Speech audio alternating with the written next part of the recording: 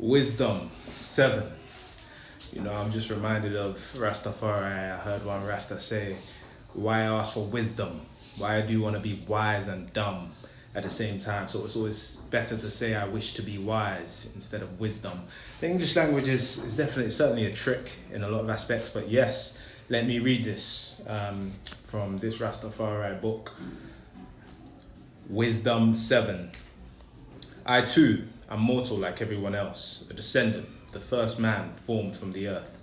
I was modelled in flesh inside a mother's womb, where for 10 months in blood I acquired substance, the result of viral seed and pleasure, sleep's companion.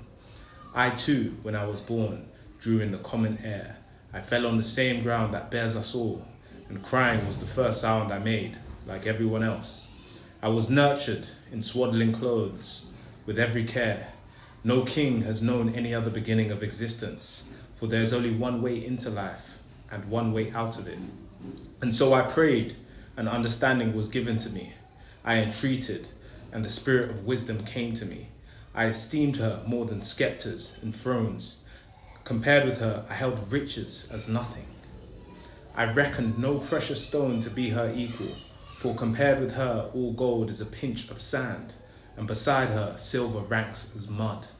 I loved her more than health or beauty, preferred her to the light, since her radiance never sleeps. In her company, all good things came to me, and at her hands, incalculable wealth. All these delighted me, since wisdom brings them, though I did not then realize that she was their mother. What I learned diligently, I shall pass on liberally. I shall not conceal how rich she is, for she is to human beings an inexhaustible treasure, and those who acquired this win Jah's friendship, commended to him by the gifts of instruction. May Jah grant me to speak as he would wish and conceive thoughts worthy of the gifts I have received, since he is both guide to wisdom and director of sages. For we are in his hand, yes, ourselves and our sayings, and all intellectual and all practical knowledge.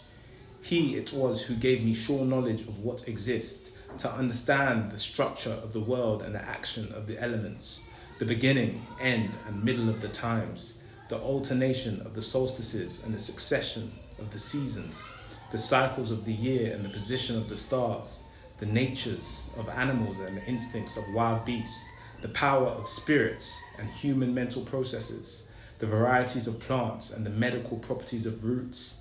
And now I understand everything, hidden or visible, for wisdom, the designer of all things, has instructed me.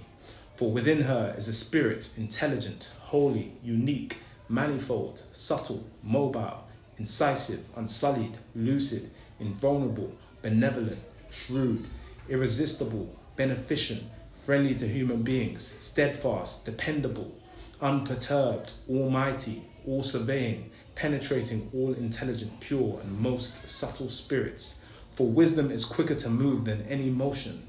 She is so pure, she pervades and permeates all things. She is a breath of the power of Jah, pure emanation of the glory of the Almighty, so nothing impure can find its way to her.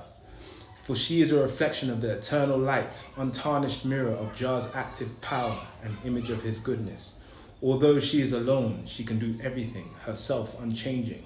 She renews the world, and generation after generation, passing into holy souls, she makes them into Jah's friends and prophets. For Jah loves only those who dwell with wisdom.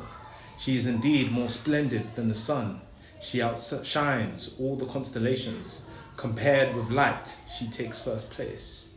For light must yield to night, but against wisdom, evil cannot prevail. Yes, sir.